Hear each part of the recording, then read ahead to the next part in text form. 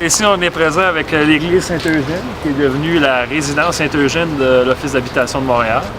L'Office d'habitation de Montréal a créé le réseau En Harmonie pour aider les personnes âgées à avoir un lieu accessible et, comme on dit, payer moins cher pour avoir les mêmes services que d'autres foyers privés pourraient avoir.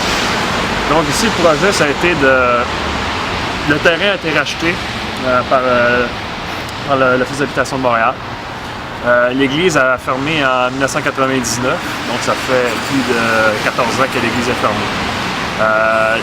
L'église a été laissée en abandon pendant environ 5 ans, avec le projet se concrétise. Faire une recherche sur les églises reconverties à Montréal et partout au Québec.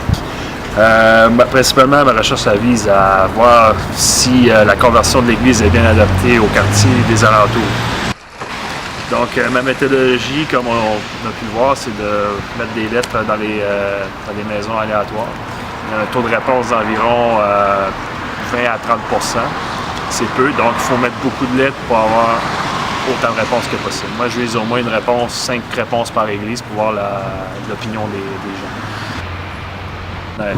Des questions comme l'église est-elle importante dans votre vie? Est-ce que c'est un élément important du quartier? Quel service utilisez-vous? Toutes sortes de choses comme ça. Et aussi une section autres commentaires pour que les gens puissent livrer leurs commentaires s'ils acceptent les projets ou s'ils trouvent ça un beau projet qu'ils ont réalisé. Et l'église est comme la salle commune du foyer pour personnes âgées. Et c'est là qu'on sert les repas, qu'il y a des cuisines, qu'il y a le centre administratif. Donc toutes les ressources humaines du foyer de personnes âgées est au centre dans l'église. En plus de préserver le patrimoine religieux, c'est une dynamique différente qu'un foyer de personnes âgées, parce que juste une salle aléatoire.